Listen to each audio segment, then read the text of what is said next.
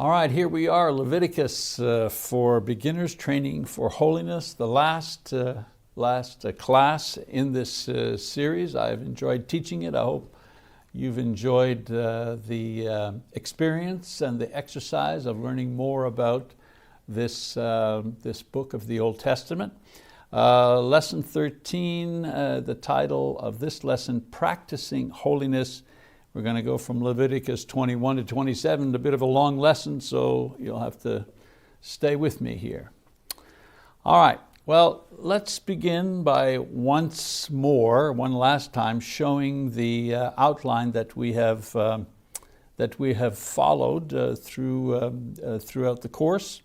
We've concentrated our study actually on the sacrificial system itself, since most of the references in the future books of the Bible will mention the tabernacle complex and its furnishings and the priests and what they did. So I purposefully took more time explaining that, because that'll be a point of reference in the future. Being familiar with the type of offerings and their purpose will be useful along with the rules about blood and regulations about clean and unclean, which we read about all the way into the New Testament. Excuse me. We finished the section about the laws for holy living in everyday life for the common Jew in our last class. And so this final lesson will briefly review the priestly regulations for holy living, the responsibilities of the nation as a whole to witness its holiness, and then finally, the purpose behind these laws, the reward and punishment attached to them from God, followed by the vows to keep them by the people. So there's a short summary of what we're going to try to do in this last lesson. We're going to talk about priestly responsibilities, first of all, in chapters 21 and 22. These two chapters are often referred to as the handbook for priests, in that they dealt with the daily work life experience of the priests. In the nation of Israel, all were holy as God's people, but because they served the people before God, the priests were more holy and held to a much higher standard. And the high priest, of course, who ministered in the Holy of Holies, was considered the most holy and was judged against the highest of standards. These chapters, therefore, provided the following guidelines for priests. They begin with rules that apply to all priests. So we begin, first of all, with rules about mourning for the dead in chapter 21. Basically, as priests, they were not permitted to mourn or do the things that mourners did to express their grief. In those days, things like touching the body, for example, or shaving their heads or trimming their beards, these were pagan practices. They weren't to cut their flesh or tear their clothing. That was a Jewish practice. Or put ashes on their head, or even attend the funeral. The exception was for nearest family, parents, children, brother, virgin, unmarried sister, or wife, not mentioned but assumed here. To mourn beyond these people, in other words, to mourn a cousin or brother-in-law, so on and so forth, to mourn beyond these would be to profane himself. The idea was that as priest, constant requirement to mourn extended family, leaders of the people, friends who render him unclean too often. In other words, attending funerals would necessitate the priest to touch and to mix with people, and would make him ritually unclean. And so he was to avoid these situations as much as possible in order to attend to his more important duties on a daily basis at the tabernacle. As far as marriage is concerned, chapter 21, verses 7 to 9, priests were not to marry a woman who had been divorced, certainly not a harlot, because this would make him ceremonially unclean and thus he'd be unable to serve. He had to maintain the behavior of his children for the very same reason. People were to help the priest maintain holiness by considering and treating him as such. He was a priest. You had to help him do his work, and certainly not present any situation where he might become, again, ritually unclean. There were rules for the high priest in chapter 21. The rules for mourning and marriage were combined. For the high priest, first, he was not to mourn for anyone, including his wife. He couldn't leave the tabernacle and interrupt his work if someone died while he was there. He could not express grief while at the tabernacle complex. Also, he could only marry a virgin Israelite woman. And this was necessary since the high priesthood was a hereditary position and had to be the firstborn child and not a child that was adopted. Also, in chapter 21, you have regulations about the defects that disqualified someone from serving in the priesthood. Even if they were born in Aaron's family line, if they had physical defects, they would not be allowed to serve. It was very simple. Priests were to be perfect physically, just as the animals that were offered had to be without blemish. The list of imperfections are representative, again, a sampling. For example, a deformed limb, any limb, a finger, a foot, a toe. Someone who was blind, for example, couldn't serve. Someone who was deaf or had a speech impediment.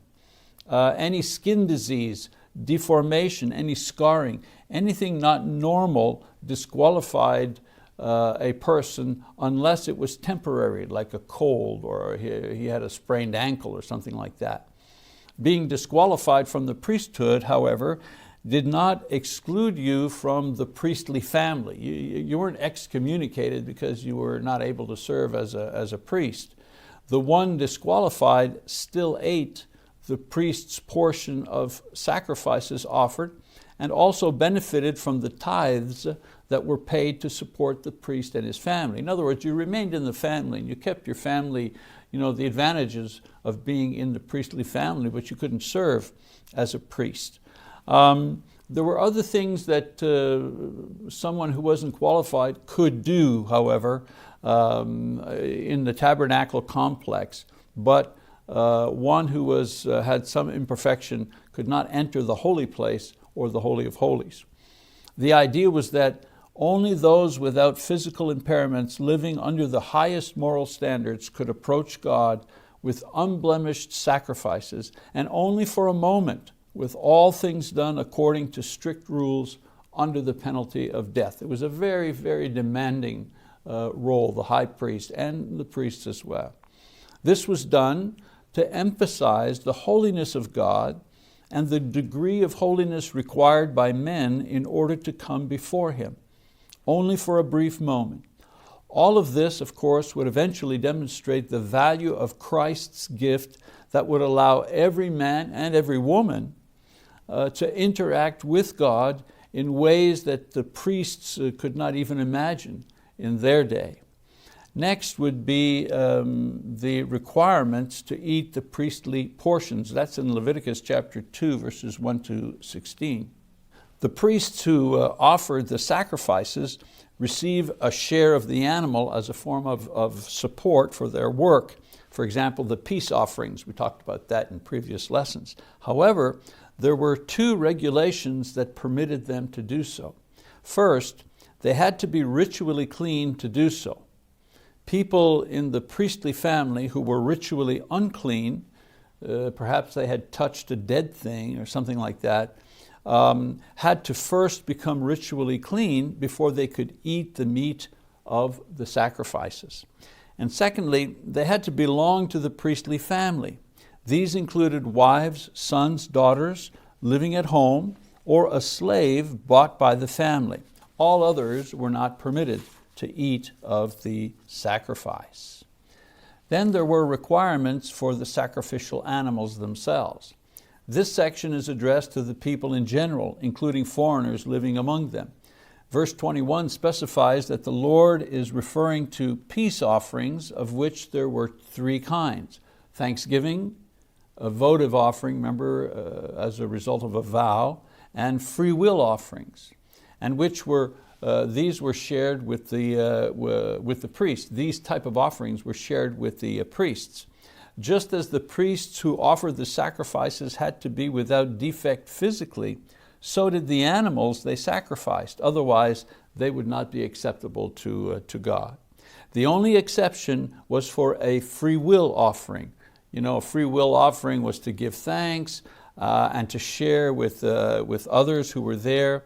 This offering could be done with an animal that had minimal defects, but even an animal with minimal defects could be offered if it was a peace offering and a free will peace offering. That was the exception. There were other requirements, additional requirements for sacrifices in chapter 22. First, you couldn't sacrifice a mother and its young together. This was a practice that was done among pagan religions, but you weren't allowed to do that in the Jewish sacrificial system. And also it would deplete the herd or the flock too quickly if it was done. Secondly, the sacrifices were to be eaten by the people on the day that they were sacrificed. Doing so completed the offering and confirmed God's acceptance. So eating of the sacrifice wasn't just like an advantage. Oh, we offer a sacrifice, but we get to eat some of it, and that's a good thing. No, eating the sacrifice was part of the offering of the sacrifice. When you finally had done all the requirements in offering the animal, and then the part that came to the priest and to the individual were left, eating it was the final step of the sacrificial process. It confirmed that the sacrifice had been accepted by God. In verses 31 to 33, God reinforces the necessity to obey His commands. And again, this is repeated. Why is it important to obey His commands? Number one, the Lord is God. The commands are coming from God, so it's important to obey God. Two, He is holy, and thus they needed to be holy. And their holiness was cultivated, developed through their obedience to God. And three, He both saved and made a covenant with the people that He would help them keep. And so obey my commands, and in doing so I'm going to help you maintain the covenant that I made with you as a people. All right, well, in chapter 23 to 25, we move on to another topic, and these are national responsibilities. After a brief introduction, God gives Moses 7 appointed times or feasts to observe in various ways, where both the priests and the people will make a united and public witness of their faith in order to both remember and to teach what their holy God has done for them and has done with them. There were 7 of these, they were called convocations, and the word convocation means assemblies. So there were 7 of these convocations or feasts or appointed times, and each one included 3 elements. First, there was a gathering of God's people for worship. Second, there was an offering of sacrifice at the sanctuary. And third, there was a day of rest where the people did no work. So here are the 7 appointed days that were given. The first one was, of course, the Sabbath day. It was observed on the 7th day, Saturday. It was a day of complete rest. It was a time for assembly and worship, and a day that was devoted to the Lord, and it was observed by everyone. Now up on the slide you see a calendar of sorts, and let's just look at the top row there. First it says the number of months. So the sacred sequence, that's the religious calendar, and the civil sequence, that's the agricultural calendar, all right? And so at first they had only the agricultural calendar, but when the people were freed from Egyptian bondage, God gave them a new calendar that they were to follow, which was their religious calendar. Then you had the Hebrew name for each of the months, the modern equivalent. In other words, the modern equivalent isn't just the specific days, but the days bleed from one month to another month. So the first month in the sacred calendar, the month of Abib or Nisan. Today in our calendar, Western calendar, that month takes place on days in March and April. Okay? And then the next column would be the feasts that are supposed to take place on those days for the religious calendar, and then it says agriculture, and those are the agricultural events that take place during the different months. So there's the calendar that we look at, that we use. So the first day of convocation was the Sabbath day that took place every seventh day, which was Saturday. The second one given was the Passover and the Feast of Unleavened Bread in chapter 23, verses 4 to 8. Now the Passover is the first feast given to the Jews, Exodus chapter 12, verse 3 to 13, and is the first public feast to appear on the religious calendar. And you can follow that there. It's darkened, so you can see which feast we're talking about. It was on the 14th of Nisan on that particular month. Passover is a remembrance of the final plague, where God's angel took the life of every firstborn in Egypt, both human and animal, but passed over every Jewish home that had sacrificed a lamb and had painted its blood, the blood of the lamb, on the doorframe of their homes. The Feast of Unleavened Bread began on the day after the Passover, in other words, on the 15th of Nisan, and it continued for 7 days. So the Jews had to follow these instructions to celebrate the Feast of Unleavened Bread. First, they were not to eat any leavened bread for 7 days. On the first and on the seventh day, the people were not to do any labor, any work.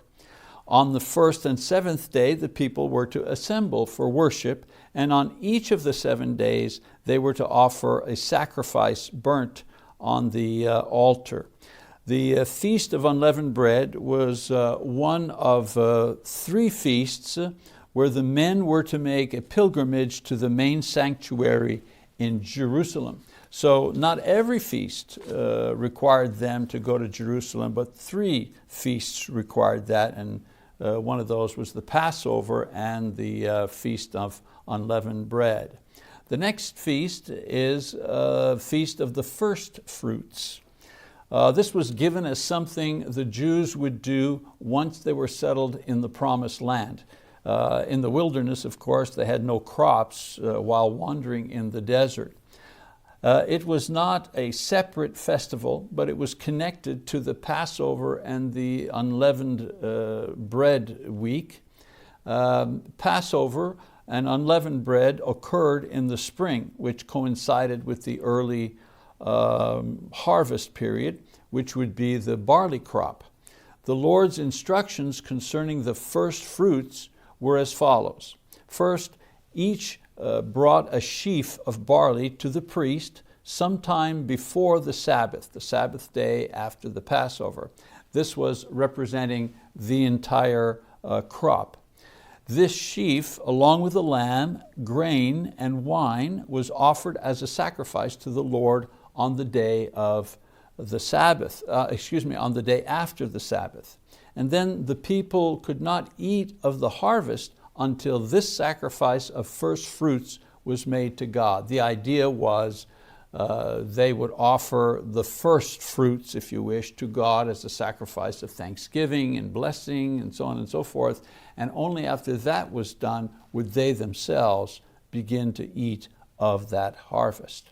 The next feast is the Feast of Weeks in chapter 23. From that Sabbath day after Passover, 7 weeks were counted off, and then the Feast of Weeks was celebrated the next day. This feast has been referred to in different ways, and that's why there's some confusion sometimes. They're always talking about the same feast, but they give it different names. So here's a list of the names by which it was known. It was known as the Feast of Weeks, 7 weeks after Passover, 49 days, and then on the 50th day. It was known as the Feast of Harvest, Exodus 23:16, because it came at the beginning of the wheat harvest. It was known as the Day of First Fruits in Numbers 28:26, because it was during the harvest period. And then probably the one we know the most as Christians, it was the Day of Pentecost. Pentecost, penta, Greek word for 50 days after the Passover, the Feast of Pentecost. It was observed in the following way at the temple. A grain offering was made, the first fruits. Several animals, grain, and wine were sacrificed. There was no work on that day. Also a feast requiring a pilgrimage to Jerusalem. That's why in Acts 2 we read about the thousands and the many people who were in Jerusalem on that day for that feast of Pentecost. It was required that the men go to Jerusalem, to the sanctuary on that particular feast. And they were to remember the poor. In verse 22 it says, "When you reap the harvest of your land, moreover, you shall not reap to the very corners of your field, nor gather the gleaning of your harvest. You are to leave them for the needy and the alien. I am the Lord your God." So we mentioned this before in the previous lesson, that they were to care for the poor.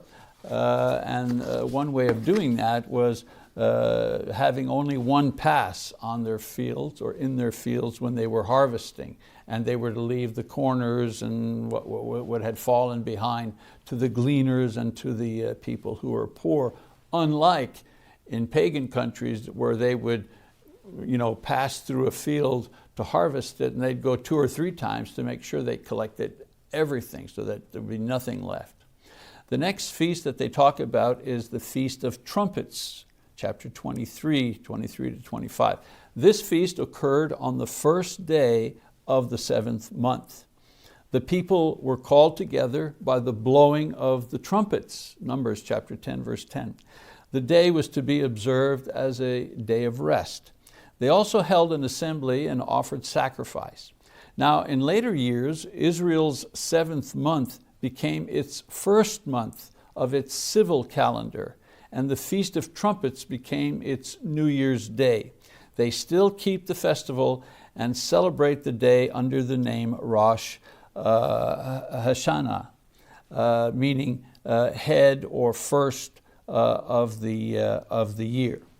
The next feast is the Day of Atonement, which we have studied.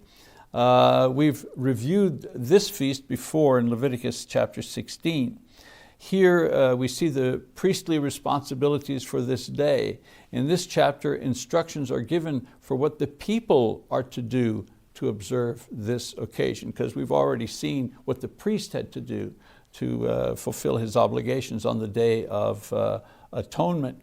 And so the feast was on the 10th day of the 7th month, and the people were to humble their souls and make appropriate sacrifice. This usually meant a day of fasting and no work.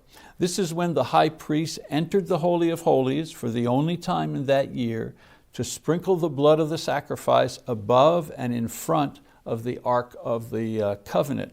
All year, individuals brought sacrifices to atone for their personal sins, but on the Day of Atonement, the sins of all the people, including the priests and the high priests, were atoned for. And then the 7th one was the Feast of Booths, or Tabernacles in Leviticus 23. This was the last feast in the cycle. It began on the 15th day of the 7th month, and it went on for 7 days. There was no work during this period.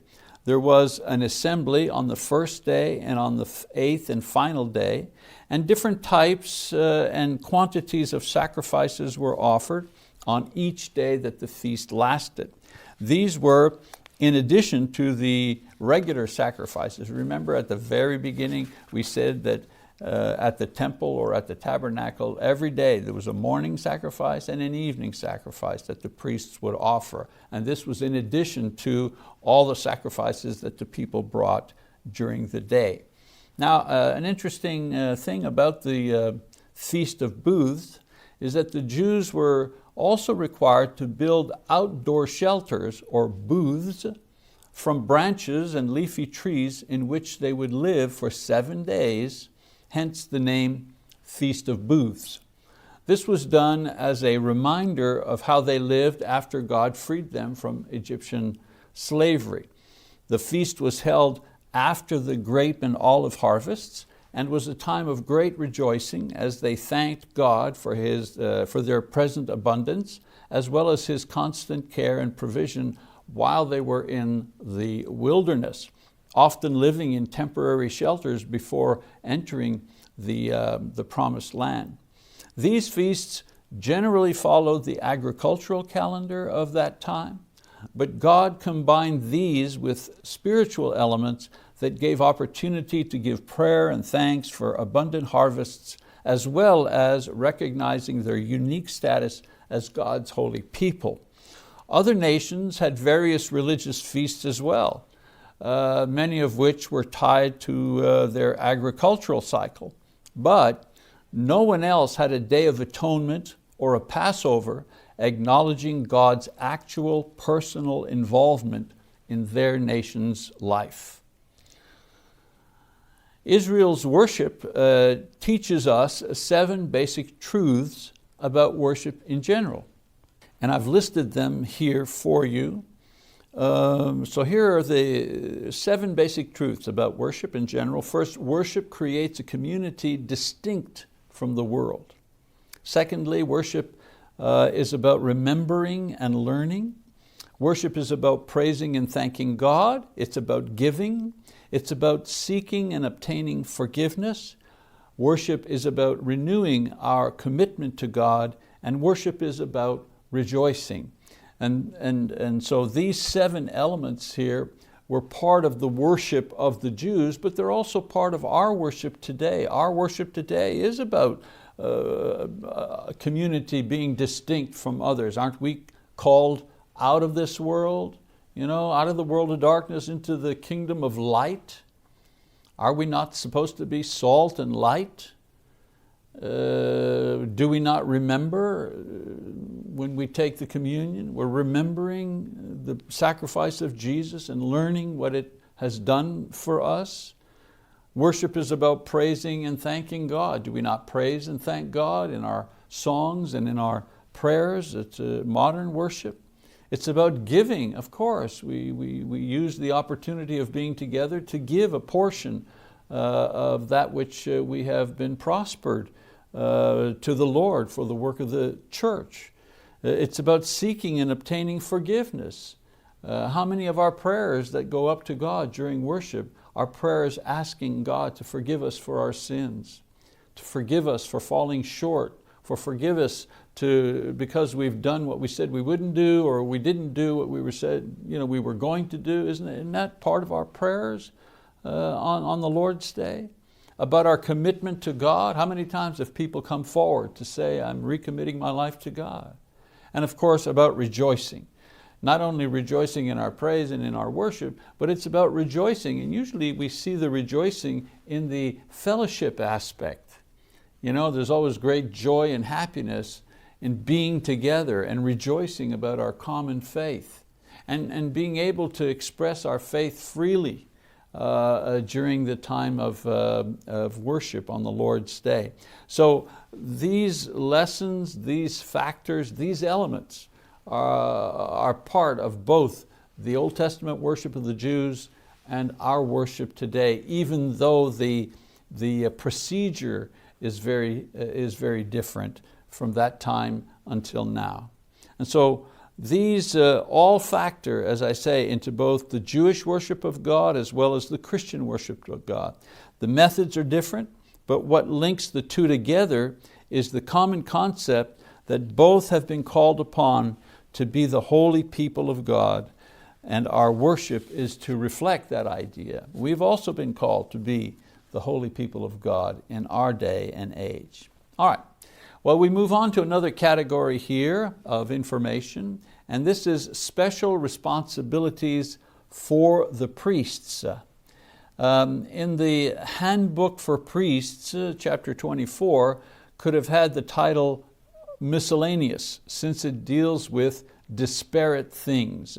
And so here are the things that this chapter talks about in connection with the daily responsibilities of the priesthood. First of all, in chapters 1 to 4, there's information about the daily care and keeping of the lampstand within the holy place, burning from evening to morning each day with especially pressed olive oil designed for this purpose. And this, keeping the lamp burning, this was the responsibility of the high priest. This was his task.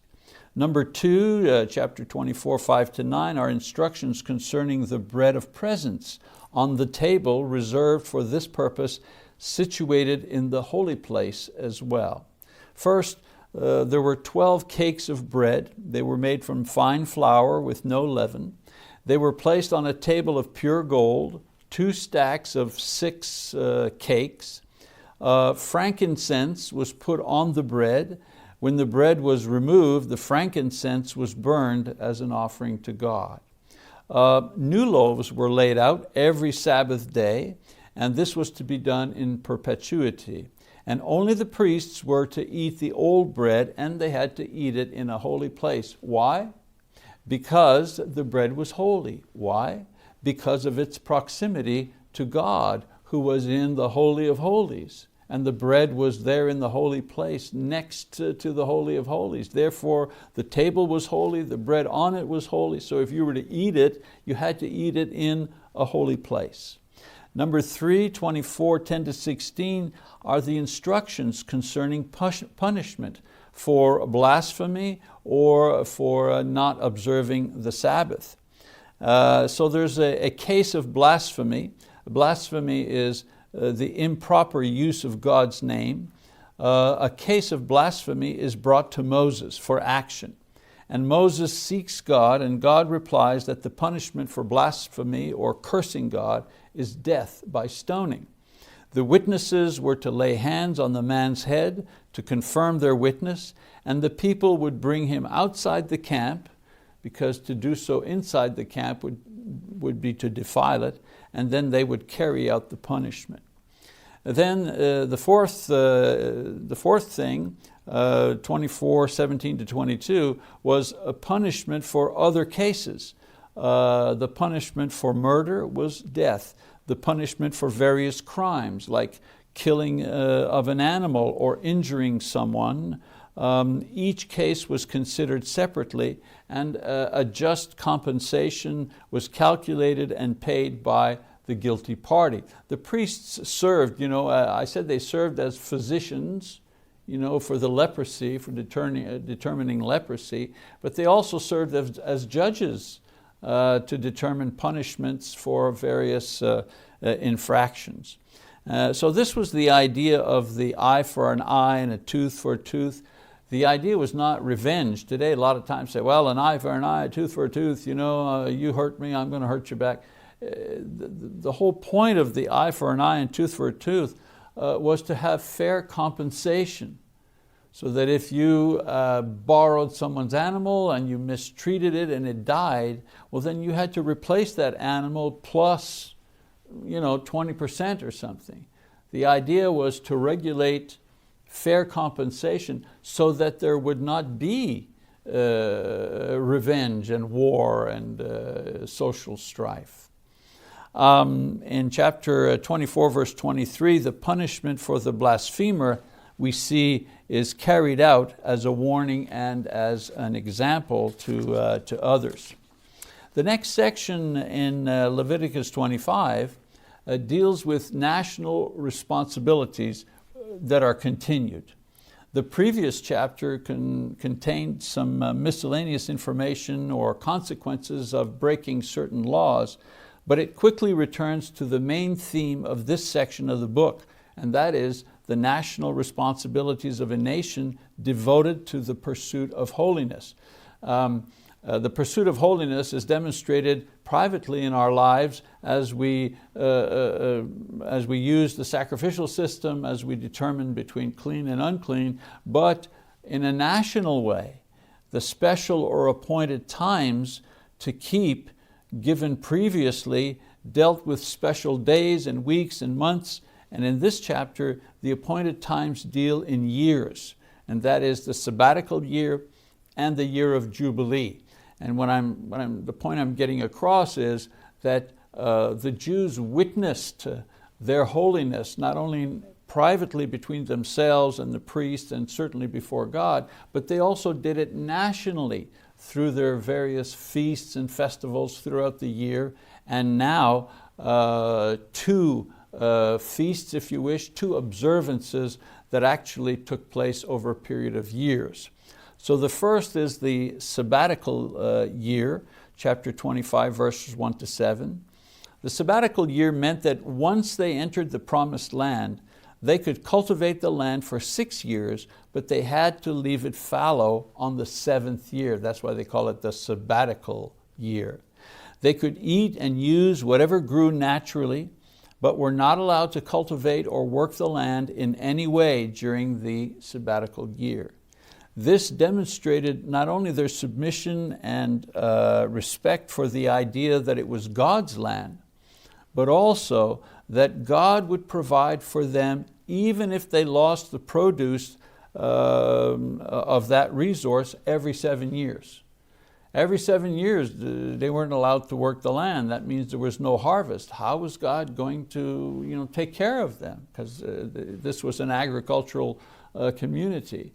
The idea was that God would take care of them in some way, and respecting the sabbatical year demonstrated that to the nation and to the people around them. The other festival or the other observance was the year of Jubilee in chapter 25, 8 to 55. Now, the year of Jubilee occurred every 50 years. In other words, after 7 cycles of sabbatical years, every 7 years you had to leave the land fallow. Well, after 7 cycles of sabbatical year, you had the year of Jubilee. The year was announced by blowing a ram's horn, from which the term Jubilee comes from. Now, the Jubilee had 2 objectives. First, you returned the land that was sold or lost or transferred somehow back to the individual from one of the 12 tribes who originally owned it back at the time when the land was distributed by Moses and Joshua actually to the 12 tribes. When they entered in to the promised land, Joshua divided up the land among the 12 tribes. So if you owned a piece of land, your tribal ancestry owned this land, and you had a tract of land, and for some reason or other you had to sell it. You had bad crops, you had debts, whatever, you had to sell that land. Well, that land would revert back to you after 50 years. On the year of Jubilee, the land, whatever land had been sold or transferred to someone else, would return back to the original owner of that land, so that the integrity of the division of land would remain stable. Because every 50 years, all the land would go back and all the territories would remain in the same way that they were designed when Joshua allotted the various portions of land to the 12 tribes. Israelites, not foreigners, who had become slaves, for example, by indebtedness, which was the most common way of being enslaved, whether through indebtedness or war or other means. On the year of Jubilee, they were given their release and freedom along with a stake to help them start over and succeed as free men. So those were the two things that took place on the year of Jubilee, returning the land to the original owners, and those Israelis who had been enslaved for whatever reason were set free. These changes had enormous economic and social impact on the people. And so chapter 5 provides the details and the instructions necessary to guide the people involved in land transfers or the release of slaves. So if you were buying land, you would calculate, well, how far are we from the year of Jubilee? If the year of Jubilee was still 35 years away, you had the potential of cultivating that land for 35 years and making a profit and so on and so forth. So it was worth a lot more. If on the other hand, you were only 2 years away from Jubilee, then you only had access to that land for 2 years in order to exploit its resources. And so therefore the price of that land was a lot less. Okay? Same thing for a slave. The value of a slave went up and down depending on how far you were from the day of Jubilee. The year was announced by the blowing of a ram's horn on the Day of Atonement, the 10th day of the 7th month, in the last day of the 7th cycle of the sabbatical year. So 7 cycles of sabbatical years would go by. You're on year 49. In year 49, the trumpets would blow to announce that the year of Jubilee was coming. The prime objective, as I said, for the year of Jubilee was to provide a release to all Israel, release of the land to its original owners, release of a slave back to his home and back to his family. So chapter 25 provides the details on how this was done in a practical and proper way to smooth out an orderly transfer of both land and people during the year of Jubilee. Next section, we have the reasons for practicing holiness, and that is the blessings and the curses that are attached to obeying or not obeying the laws on holiness. So as we near the end of the book, the author turns from his main teaching that God is holy and His people must learn to be holy if they want to have a relationship with Him. That's the main theme, that's the main teaching. Most of the book follows this theme, and it provides instructions on what and how, on the what and how of holiness. This chapter focuses on the why of holiness, and the why is quite clear. Why pursue holiness? That's the question. Why obey God? Why follow the rules? Well, the answer is very simple. There were blessings if you did, and there were curses if you didn't. And so the chapter breaks them down in the following way. It begins with the blessings. If you obey, here are the blessings. And the blessings are not high-minded. The blessings are quite down to earth, if you wish. If you obey and pursue holiness, you'll have abundant crops. You'll have everything needed for this: rain, good weather, regular harvests. You'll have a peaceful existence. God will eliminate harmful beasts. There won't be any threats of war. And if you are attacked, you'll be victorious. Another blessing, and that would be a growing population and abundant food to feed a growing population. And so the women would be fertile. There would be food to sustain a growing population. A growing population meant wealth, strength. It gave the people a confidence. And of course, there were many reasons to give thanks. A baby is always a reason for happiness and for joy. And so a growing population is a population that often experiences joy and happiness. And then, of course, the most important, they would remain in God's presence, and God would remain with them. God would be with them to continue to bless them and to protect them. This, I believe, was the most important blessing that came with obeying the rules, with pursuing holiness. Well, after listing these, of course, Moses lists the curses. There are blessings if you obey, but there are curses. And the curses are progressive. In other words, if you do, then, if you do this, then I'll do that. Also, the curses were not only meant to punish, but also to lead the people to repentance and the restoration as a result of that punishment. So here are the things listed. The curses: disease, crop failure and defeat against enemies, drought and its consequences, a plague of wild beasts, war, pestilence and hunger, destruction, deportation, desolation, and then captivity and desolation in faraway places. Taken together, these curses bring the Israelite back full circle into being a people with no leader, no land, no wealth, and no freedom, just as they were in Egypt before God freed them from slavery. So in essence, if you disobey, the curses will ultimately bring you back to square one where you were when God called you to be His holy people. Then, of course, you can't have sin without the opportunity for repentance. In chapter 26, 40 to 43.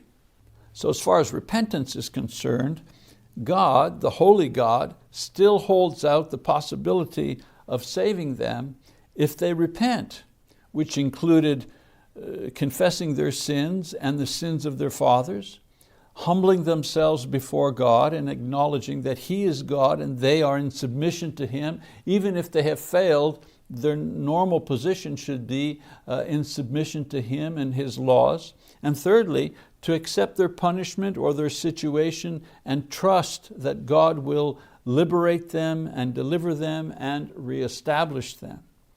The next section deals with God's promise in chapter 26, verses 44 and 45. I want to read this. It says, "Yet in spite of this, when they are in the land of their enemies, I will not reject them, nor will I so abhor them as to destroy them, breaking my covenant with them. For I am the Lord their God. But I will remember for them the covenant with their ancestors, whom I brought out of the land of Egypt in the sight of the nations, that I might be their God. I am the Lord." So despite all that has happened, God promises not to reject or abandon His people. He says, I'll bless you this way and I'll curse you this way if you disobey. However, I won't abandon you. I won't abandon you. Despite everything that happens, despite the curses that I've laid down before you, I won't abandon you. Why? Well, first of all, the covenant. He had made a covenant with them, and He was going to be true to the promise that He made, even if they were not. This is the nature of our God. He is true even if we are not. And secondly, He's the Lord. And this is how the holy God acts. He keeps His word. He keeps His promise, the promise of the covenant. And so in chapter 26, Moses provides a summary. He closes the book with a summary of facts contained in Leviticus. He, the Lord, gave the statutes and laws to Moses, the human author, who gave them to the people at Mount Sinai. And the next section is the evidence of holiness in chapter 27 as we head into the close of the book. This final chapter deals with vows that are made to God. The large part of Leviticus teaches what God requires of man. This section describes things that God did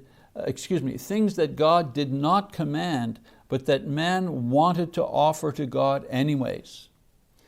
A vow was a promise made by someone to give something to God if God would enable him to accomplish his objective. All that time, or at that time rather, God had made no laws requiring vows. However, if a person made a vow, he was bound to keep the vow. In most situations, the things or people vowed to the Lord were replaced by a money gift in most cases, right? Someone says, I vow I'm going to give a bull or something like that. Well, then he could give the value of the bull, he could give that to the priest and keep the animal. This was permissible. Well, this chapter here provides guidelines in determining the value in monetary terms of what was being offered. Because they offered different things. What was to be the value? How much money was necessary to redeem an animal or a crop or a house or even a person? And so here we have various valuations for people, for animals, so on and so forth. So let's just go through these here. First, the valuation of persons that were dedicated to God, chapter 27, 1-8. Now, the coinage used was the shekel of the sanctuary. The shekel of the sanctuary was used to guarantee a consistent weight of silver which was kept by the priest. Money vowed given to priests for ministry. The priests, considered the holy men of the nation, would make sure that the weight, the silver weight, would remain the same. And so it would guarantee fairness and consistency in this exchange of money. So if a male between the ages of 20 and 60 was offered, was vowed and offered to the Lord, the exchange for that would be 50 shekels. If it was a female, it'd be 30 shekels. And it goes on to say a male 5 to 20 years of age, 20 shekels. If it's a female, 10 shekels. 1 month to 5 years old, 5 shekels. Female, 3 shekels. 60 plus years, 15 shekels. If it's a female, 10 shekels. Now, I know what you're thinking, oh boy, what a system, what a system. A chauvinistic system. Men, worth more than women. Well, men were worth more in the agriculture system because the agriculture system at the time had a premium on physical strength. You needed to be strong in order to plow, in order to harvest, and so on and so forth. And so there were discounts for men. Men were worth more because they were stronger, period. It was just a fact of life. They also had discounts for those who were very poor. Then they go on to give information about animals, the valuation of animals. Now, you couldn't exchange clean animals for money. Unclean animals could be exchanged for their value plus 20%. For example, a donkey or a blemished, a clean animal could be exchanged. Instead, you keep the animal, you give money instead.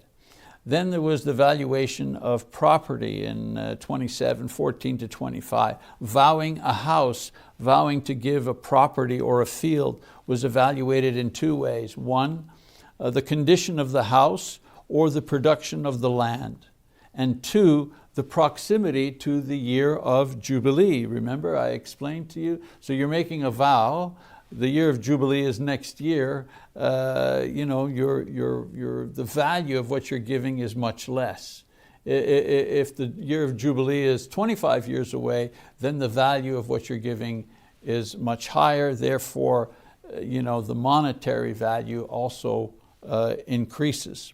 And then there is the unvowed gifts, things or people that God did not permit. There were some vows He would not permit you to make.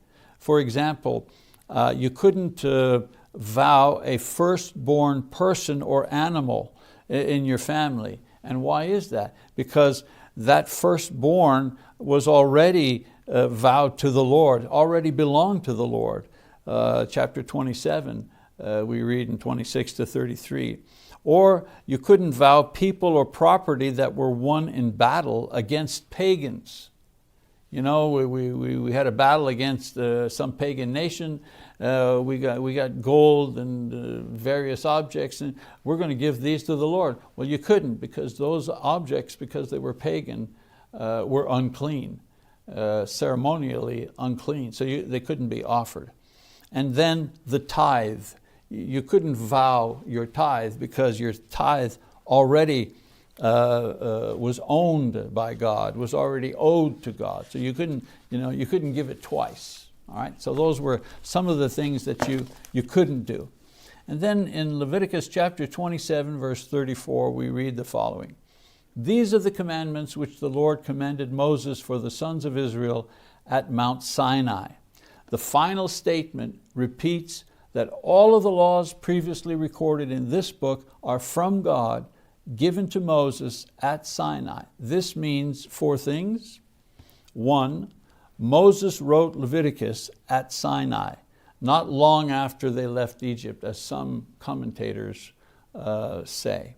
Secondly, everything in Leviticus are God's commandments to the Jews as part of their covenant with God. And their covenant was, He was to be their God, they were to be His people. He was a holy God, therefore they were to be a holy people. And the commands given in Leviticus were to teach them how to become holy and how to maintain their holiness. Thirdly, they were to be obeyed by the Jews under pain of punishment or death. In other words, there were consequences. These laws were not just for fun. They weren't suggestions. To disobey the laws brought consequences. And then finally, we who are under the new covenant with Christ are not subject to these laws. You have lots of religions that pop up, and you have lots of Christian groups that tend to borrow things from the Old Testament and bring them into the New Testament and try to impose them on people. But we are not under this covenant, therefore we're not under this law. We read in Galatians 3, Paul says the following: "But before faith came, we were kept in custody under the law, being shut up to the faith which was later to be revealed." For every lover,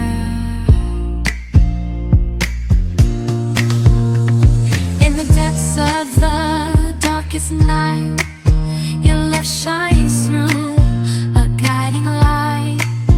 With every heartbeat I feel your grace. In your warm embrace I find my place.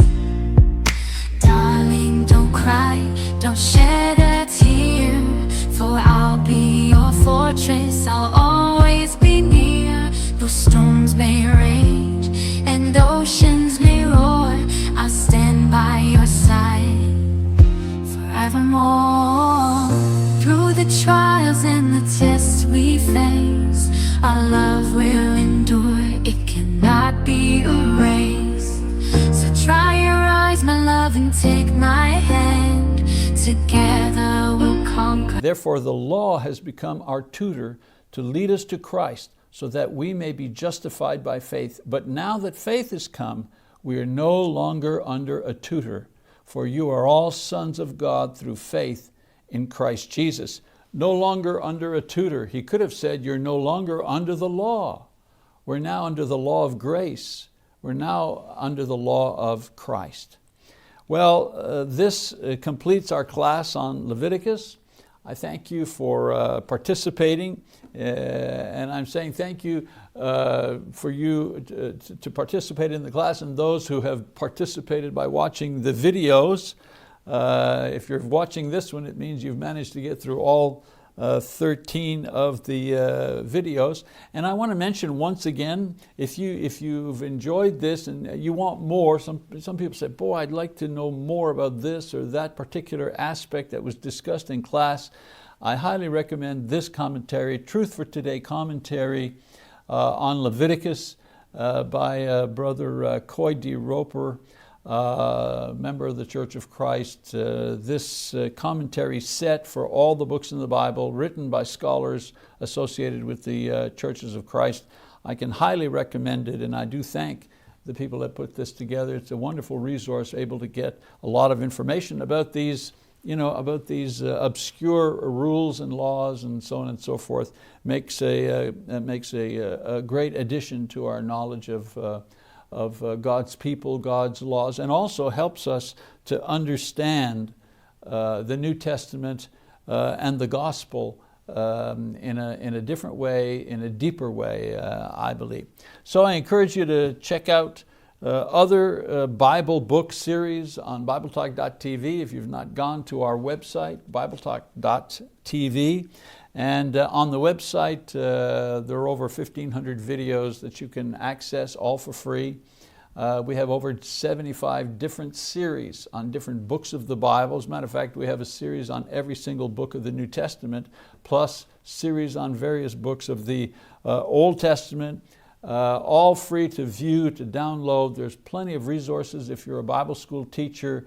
Lots of great resources, student workbooks, teacher workbooks. Again, all can be downloaded without cost. It's our way. It's our way of serving the Lord. It's our way of serving the church. It's our way of getting the message of Christ out into the world. So I thank you very much, and I pray that God blesses you in your study and in your knowledge of His Word and the knowledge of His Son, Jesus Christ. We'll see you again next time. Bye-bye.